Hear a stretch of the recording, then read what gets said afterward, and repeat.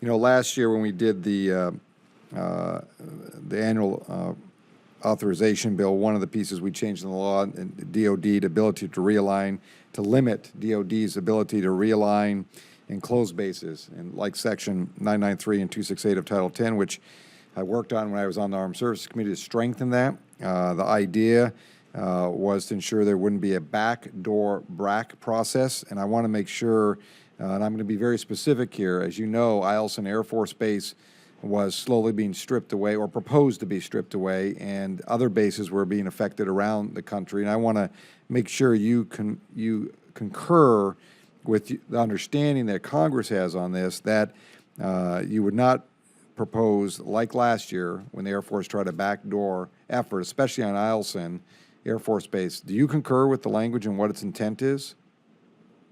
Well, we certainly concur we're going to obey the law. Okay, that's the first question. Good.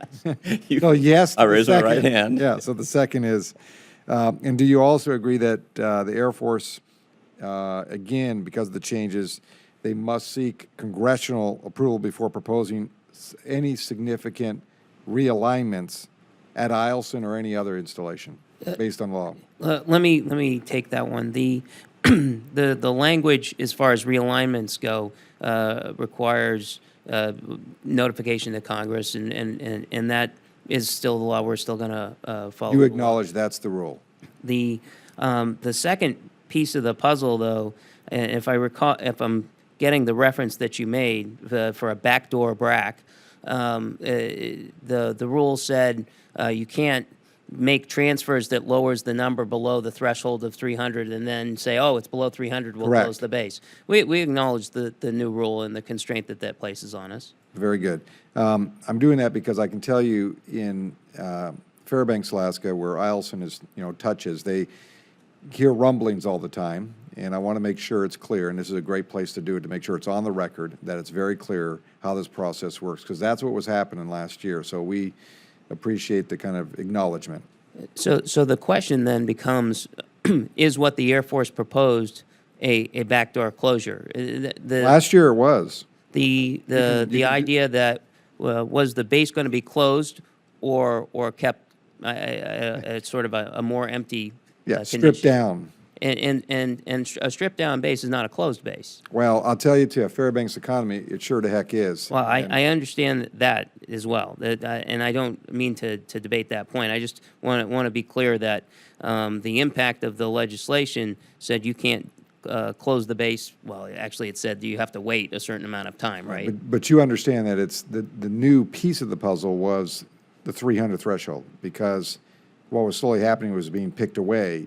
And obviously, I mean, listen, you're right. We don't want to debate this because you agree on the law. I just remember when I was mayor of Anchorage, and they'd say, my guys would say in transit, well, this bus service isn't getting a lot of riders. And I said, well, what's the frequency? They'd say, well, it's only once a day. And I said, well, of course. And then they'd say, well, we should close it because there's not a lot of riders, right? But if they did it 5 times a day, they'd have a lot more riders, a lot more use.